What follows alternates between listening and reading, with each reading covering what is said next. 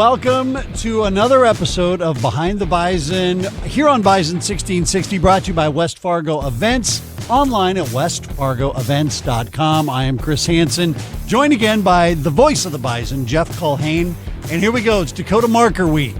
Here we go. Let's delayed go. from a couple of weeks ago. Better late than never. And you have two one-loss teams battling it out this weekend. Ooh, a lot on the line, Hans. Big one. A lot on the line. Usually the rock is enough, right? And there have been games in the past that this one has decided the Missouri Valley Football Conference Championship. That will be the case once again on Saturday. The winner of this will clinch at least a share along with Missouri State. Perhaps the boys up north if they beat Youngstown State on Saturday.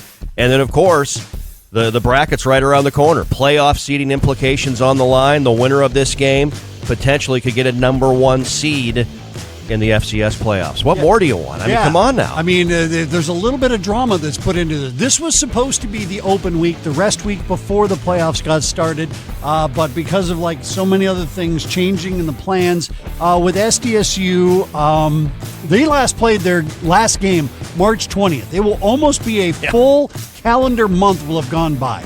Now, last week, NDSU had 3 weeks off. Went to UNI, maybe looked a little sluggish, still came out with the win. Now this week, we played last week, SDSU with a month off, coming to play us in our house.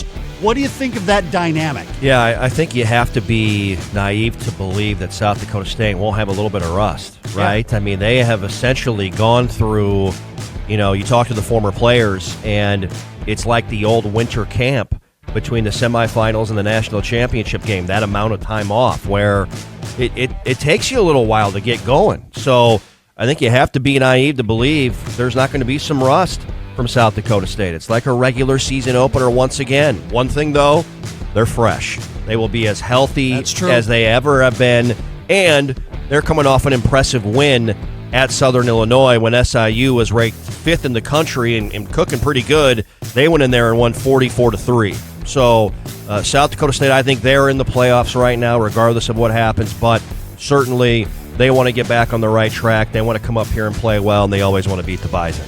The story, I guess, this year, to me, looking at SDSU, is the quarterback situation. They actually have 6 quarterbacks on their roster. 6 QBs. How many and who is going to be playing this weekend? Well, the quarterback's Mark Gronowski. He's a freshman from Naperville, Illinois. He's been the starter all year long. There was some conversation before the season started. Jabari Gibbs, his health. Keaton Heide played at the end of the year last year when Gibbs got hurt. But this guy has come in, and he's taken over the team, which is impressive as a young player, as a true freshman. He leads them in rushing touchdowns with 6. He's thrown the ball pretty well. You watch him on film.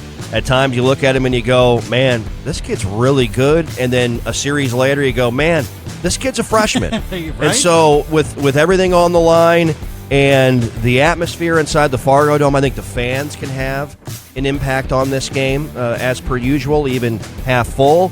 So, and that Bison defensive front, which has been so good all year, getting to the quarterback, causing problems, they have to have a big game as well.